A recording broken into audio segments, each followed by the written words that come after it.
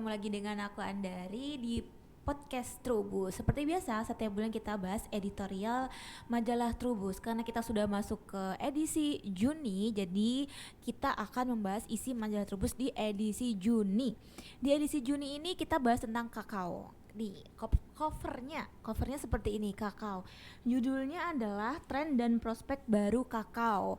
Kalau kalian sering makan coklat, ada banyak merek coklat ya yang beredar di pasaran, baik di supermarket, di swalayan atau di minimarket, banyak banget merek-merek coklat. Tapi jarang sekali yang tahu kalau coklat itu berasal dari tanaman yang namanya kakao, Theobroma kakao. Nah, kakao itu yang diambil sebagai bahan baku coklat itu adalah bijinya. Nah, sahabat Trubus, Indonesia ini juga merupakan salah satu produsen dari kakao. Masuk 5 besar kalau tidak salah ya. Nanti kita tanya ke narasumber tetap kita, Pak Sardi Duryatmo.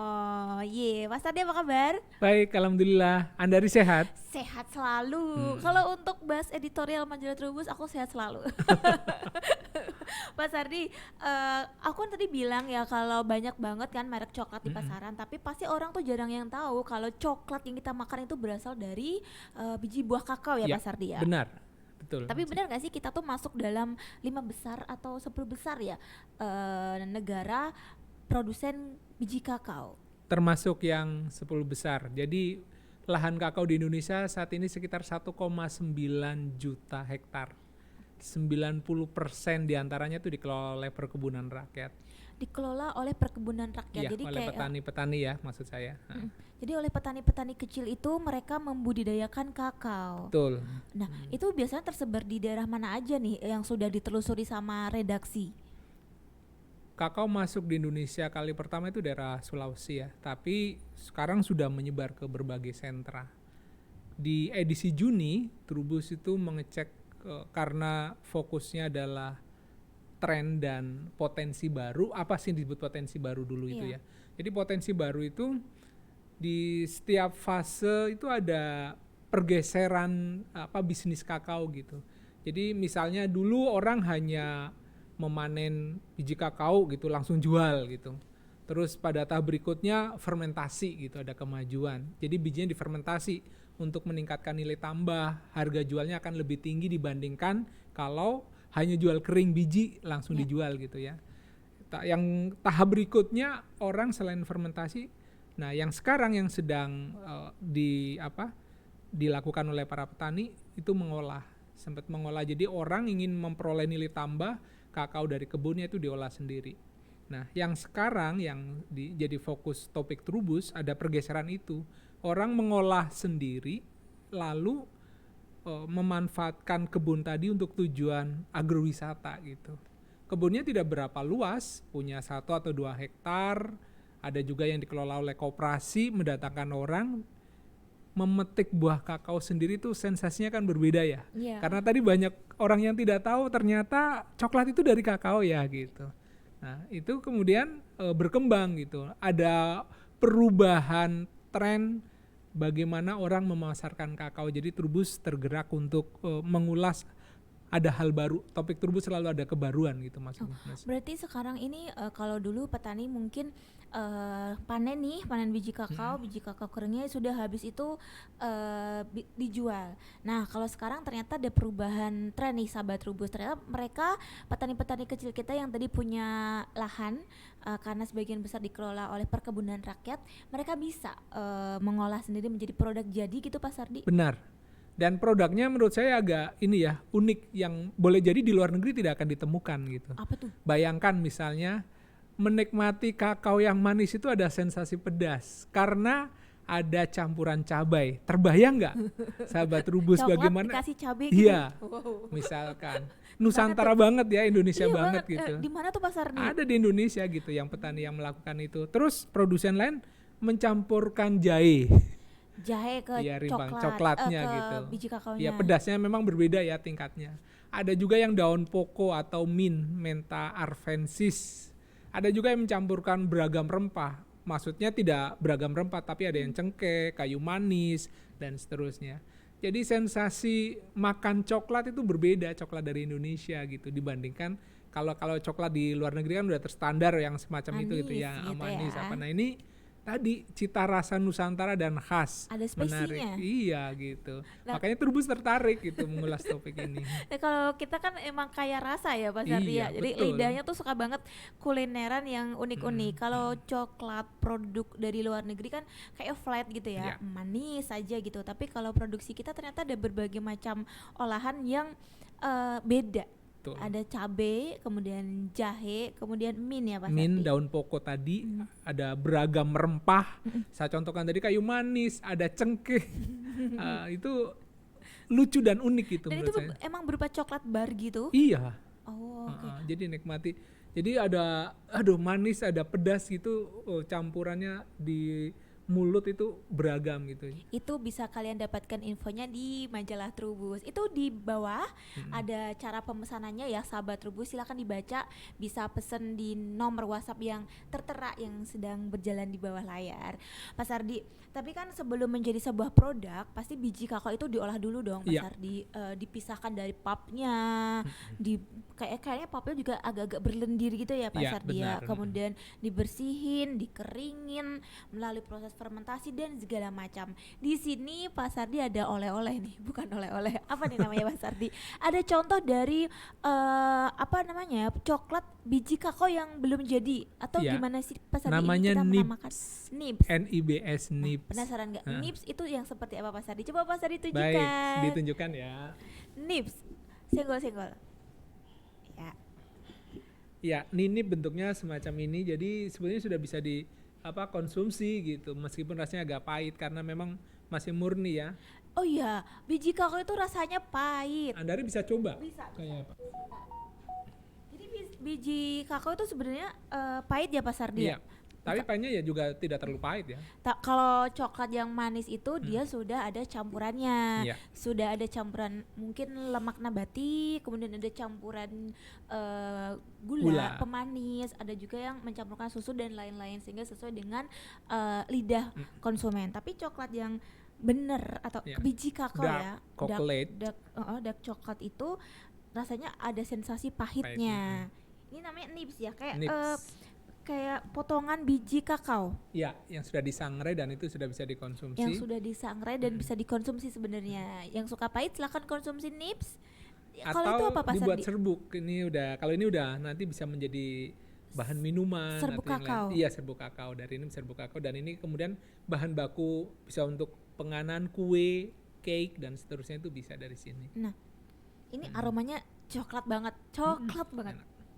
Nah, kan penasaran kan sahabat Trubus. Jadi sebelum menjadi produk coklat yang sering kita makan, terutama momen-momen Valentine, itu ternyata coklat itu biji kakao itu melalui berbagai macam proses dulu sebelum akhirnya menjadi produk jadi. Ya. Atau dari yang perempuan pernah juga mengenakan lulur gitu ya di spa tertentu ada ya. Sering. Itu ada juga yang berbahan kakao kalau tidak Ada salah. lulur coklat, kemudian masker coklat, itu ada pasar di sama ini hand body coklat pun ada.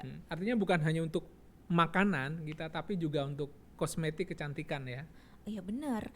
Jadi kalau selama ini coklat kita atau biji kakao kita itu kebanyakan untuk konsumen dalam negeri atau mereka itu kebanyakan diekspor di pasar di. Ya, untuk ekspor kebanyakan sih masih. Nanti tadi karena sekarang juga selain yang tadi saya sebutkan olahan beragam, terus cara memasarkannya berbeda tadi ya. Karena ada orang yang mengebunkan kakao, coklat tadi kakao, orang berdatangan ya karena merupakan maksudnya di daerah tertentu orang jarang lihat tanaman atau buahnya sehingga terkesan eksotis gitu. Terus berdatangan muncul kafe dan itu di berbagai daerah laku gitu. Nah, semacam itu tren. Ada tren lainnya pekebun yang membudidayakan kakao secara organik gitu. Jadi tidak menggunakan pestisida kimia gitu, menggunakan bahan-bahan organik, produktivitasnya tetap tinggi gitu. Jadi karena ada unsur kebaruan yang cukup banyak, maka Trubus mengulasnya dalam rentang halaman yang cukup panjang. Berapa ada halaman sekitar 10 angle tulisan. Jadi kalau 10 itu berarti ada 18 tambah 6 sekitar berapa itu 24 halaman ya, bicara kakao semuanya. Bicara kakao dari hulu sampai hilir Iya, ya, dari betul. dari tren sampai prospeknya. Iya. Bicara prospek tuh seperti apa nih Pak Sardi kalau untuk kita sebagai petani kakao nih, misalnya aku nih petani kakao nih. Nah, kedepannya tuh prospeknya seperti apa nih kakao? Ya, yang tadi organik karena ada nilai tambah ya, yang tadi udah fermentasi, harga jual di petani cukup tinggi, ada yang sampai Rp90.000 per kilogram yang organik. Yang fermentasi juga cukup tinggi, jadi dibandingkan dengan mengolah atau menjemur kering biji kakao dijual, itu nilai tambahnya tentu akan rendah. Banyak pekebun yang kapasitas produksinya itu belum mampu mencukupi permintaan yang cukup besar gitu. Eksportir juga begitu. Konsumsi per kapita di Indonesia, kakaonya memang masih rendah, tetapi kabar gembiranya ada peningkatan. Kalau setahun lalu baru 0,4 kilogram per kapita, jadi satu penduduk Indonesia itu mengonsumsi 0,4. Tahun ini meningkat menjadi 0,5 gitu. Jadi peningkatan berapa itu sekian gram itu sangat membantu gitu. Berarti lonjakan secara akumulatif nasional akan semakin besar gitu. Adanya lonjakan konsumsi per kapita tadi. Konsumsi per kapita memang masih rendah bila dibandingkan negara-negara seperti Swiss yang satu penduduk itu mengonsumsi 8,1 kira-kira ya, atau Jerman yang 7,9 kilogram per kapita per tahun gitu.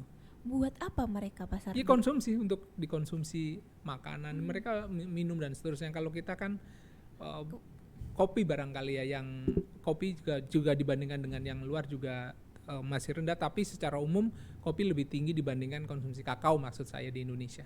Oke, karena mungkin kenaikan itu balik lagi ke gaya hidup ya Pak Gaya Sardi. hidup, betul. Kalau dulu kan orang mengenal kakao atau mengenal coklat itu hanya sebatas makanan coklat bar gitu aja, tapi ternyata coklat itu bisa diolah juga menjadi minuman, kemudian produk kecantikan, terus minuman juga bukan cuma minuman kemasan tapi juga kafe sekarang itu juga mulai banyak yang menyediakan minuman coklat, dan juga tadi tren mengenai agrowisata ya Pak Sardi ya, Agrowisata kakao. itu mendongkrak juga ya. Betul, konsumsinya. iya. Jadi sambil metik kakao, jadi kita tahu proses pengolahannya sambil kita mengkonsumsi coklatnya setelah jadi coklat. Pak Sardi sendiri suka nggak sih makan coklat? Oh banget, apalagi nih lagi hujan begini ya, gerimis, waduh, anget. Secangkir coklat hangat itu biasanya favorit banget ya untuk menemani yang kita bekerja atau yang deadline gitu. Nah, Pak Sardi, dari liputan redaksi nih, ada nggak sih pengalaman kayak petani kakao gitu yang sukses gitu Pak Sardi dengan budidaya kakao gitu? Ya, baik. Ada cukup banyak ya petani yang sukses. Ada petani, tadi bicara organik gitu, orang ragu gitu, masa sih dengan budidaya organik bisa produksi bisa stabil? Iya. Ada petani di Sumatera Barat yang bisa memperoleh hasil sampai 4, sekian ton per hektar gitu, padahal organik itu sukses gitu. Petani lain di Lampung, di Jawa gitu juga melakukan hal yang sama gitu. Jadi orang itu sebetulnya, para petani sudah bisa tahu gitu, yang penting kebutuhan nutrisi tanaman bisa tercukupi, produksi akan bisa meningkat gitu. Iya, oke. Jadi ada kalau mungkin orang mikirnya kalau organik pasti nggak banding lurus dengan produksi ya, karena organik biasanya kan lebih lamban gitu kan, atau produksinya lebih rendah, dan itu biasanya dimaklumi. Tapi ternyata dengan organik pun pekebun kakao yang tadi di daerah Sumatera Barat itu ternyata bisa juga panen kakaonya tinggi juga, sama seperti kalau petani lain membudidayakan kakao dengan bantuan bahan kimia atau pupuk kimia gitu ya Pak Sardi. Jangan lupa untuk baca majalah Trubus karena semuanya ada di sini nih sahabat Trubus. Nanti kalau diceritakan semua nanti kalian nggak baca majalahnya. 24 halaman. 24 halaman loh, bahas kakao aja. Jadi pastikan kalian memesan melalui WhatsApp, nih ada di bawah layar juga, atau di marketplace kesayangan kalian juga ada ya, di Shopee kayak gitu, Tokopedia juga ada, silakan dipesan. Nah Pak Sardi, seperti biasa kita bukan cuma membahas yang ada di cover. Ini di cover tuh kita sebutnya sebagai topik ya Pak Sardi ya, topik utama. Kita juga punya macam-macam rubrik tanaman hias, rubrik buah, rubrik perkebunan, rubrik satwa dan sayuran. Sepertinya kalau di rubrik buah ada yang baru nih Pak Sardi. Benar, jadi di Trubus Juni ada rubrik baru untuk pembaca. Iya. Namanya ide bisnis. Ide bisnis cocok banget nih buat sahabat Trubus yang pengen berbisnis tapi masih bingung bisnis apa ya yang oke di dunia Cari pertanian. inspirasi Cari biasanya inspirasi. kan. Di majalah Trubus setiap edisi akan hadir ide bisnis. Ide bisnis. Nah, Apa nih ide rubrik bisnisnya? itu muncul karena Trubus di bulan Januari 2022 mengedarkan angket ingin tahu para pembaca Trubus itu siapa dan apa yang diinginkan gitu. Iya. Mereka menginginkan sebetulnya yang menarik bagi mereka tadi inspirasi bisnis gitu. Betul. 80, sekian persen pembaca Trubus itu menghendaki ada tulisan bisnis. Oleh karena itu diwadahi namanya rubrik ide bisnis. Tidak tunggal, maksudnya artikelnya itu ada 3 atau mungkin nanti 4 gitu ya, tergantung apa kondisi di lapangan. Di ulasan yang perdana, Trubus mengulas lobster merah Serak quadricarinatus yang dibudidayakan sekarang juga cukup banyak, dan ini untuk memasok pasar swalayan, memasok restoran cukup besar, dan untuk perkotaan juga memungkinkan karena tidak menimbulkan aroma yang mengganggu gitu ya. Jadi Trubus nanti secara setiap edisi akan menyajikan ide bisnis yang menarik untuk para pembaca gitu. Nah, kabar baik nih buat kalian yang kemarin menginginkan adanya inspirasi bisnis atau ide bisnis di majalah Trubus sudah ada, dan kalian bisa baca artikel perdananya di edisi Juni. Kita bahasnya mengenai lobster air tawar. Ini narasumbernya kalau nggak salah ada di Jogja ya, Pak Sardia. Surakarta. Surakarta. Maaf, dan Klaten ya. Oh, ya maaf, Surakarta dan Klaten. Daerah-daerah situ pokoknya aku apal ya. Jadi pikirnya Jogja, ternyata Klaten. Nah, kalian bisa baca inspirasinya tentang budidaya lobster air tawar seperti ini nih. Kelihatan nggak sih? Kelihatan ya? Lobster air tawar.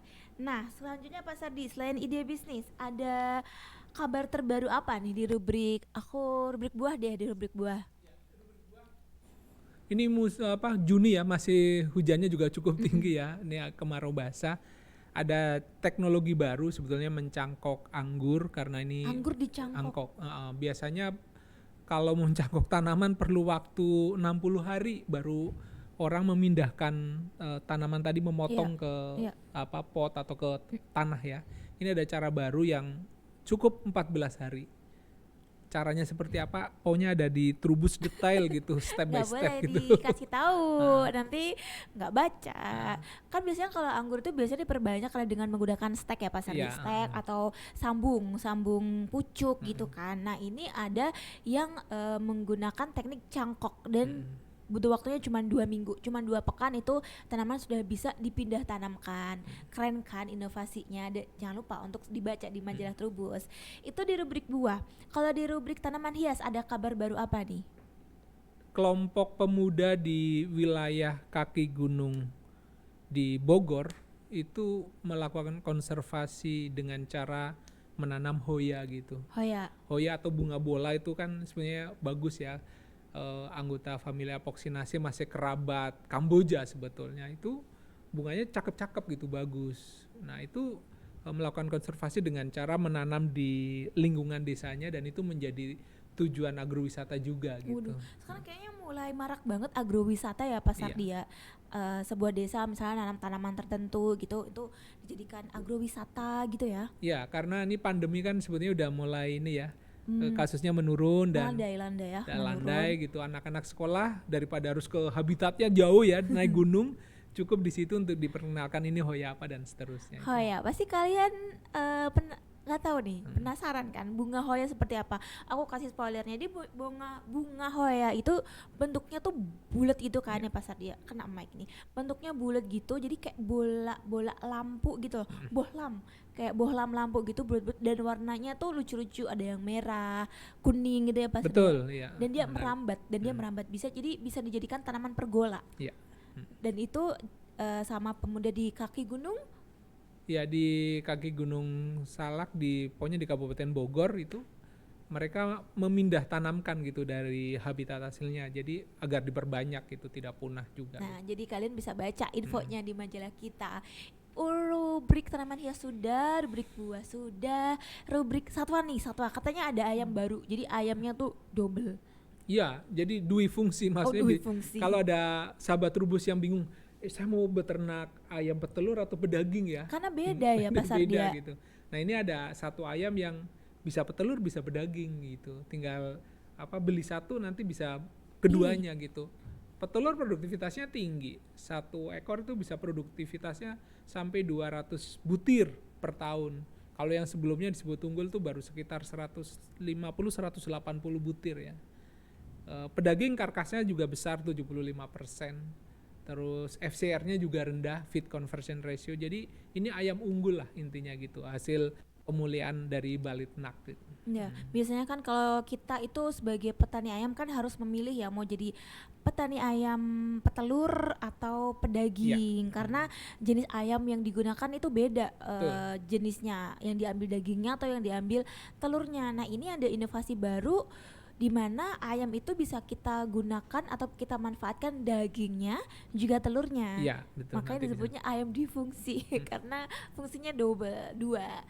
Di rubrik perkebunan Pak Sardi. Ya, perkebunan masih melanjutkan porang yang Orang mulai mengebunkan porang di berbagai daerah ya, harga dan seterusnya. Ini juga harus diedukasi bahwa porang itu bukan selama ini yang terkenal itu untuk shiratake misalnya. Tapi di luar itu porang bisa dimanfaatkan menjadi beragam penganan atau minuman. Trubus membuat daftar itu setidaknya ada 150 olahan porang gitu. Menjadi makanan, menjadi minuman yang sangat banyak gitu. Dicampur dengan kopi gitu dan seterusnya itu. Jadi ada varian inovasi baru mengolah porang gitu agar nanti para pekebun yang tersebar di berbagai daerah itu ketika panen bisa membuat variasi itu gitu. Nah, porang itu pernah kita jadikan topik utama di majalah Trubus edisi yang pertama lupa. itu Maret 2020, terus kemudian di 2022 juga pernah sekali. Dan itu salah satu ubi yang potensial. Betul. Buat kita kembangkan. Itu kalian bisa review lagi info terbarunya di Trubus edisi Juni. Ya. Rubrik terakhir, rubrik sayuran. Rubrik sayuran itu Trubus juga mengulas teknologi boleh dibilang inovasi yang namanya IP 400. Apa indeks tuh? pertanaman. Jadi maksudnya petani yang memiliki lahan tertentu selama ini panen padi rata-rata sekitar 1-2 kali per tahun. Nah, ini bisa ditingkatkan sampai 4 kali dalam waktu 365 hari gitu. Panen padi? Iya, sampai 365 hari itu 4 kali gitu. Tentu ada syarat khusus gitu, misalnya harus menggunakan varietas yang genja. Varietas genja artinya sejak penanaman sampai panen itu waktunya maksimal 90 hari gitu. Ya. Jadi kalau lebih dari 90 hari nanti tidak kekejar sampai 4 kali panen. Jadi manfaatnya sebetulnya tadi untuk meningkatkan kesejahteraan petani, efisiensi lahan dan seterusnya. Nah, itu penting banget informasinya buat para petani. Ternyata ada teknologi baru di mana kita bisa panen padi 4 kali setahun. Itu kan produksinya pasti ngebantu banget buat kita ya. Siapa tahu nanti bisa swasembada ya Pak Sardi ya. Betul. Karena biasanya 2 kali, ini 4 kali. Kali. Wah, seru banget nih. Di edisi Juni ini kita bahasnya inovasi-inovasi ya ternyata ya Pak Sardi ya. Karena inovasi di bidang pertanian itu sangat penting banget bagi kita.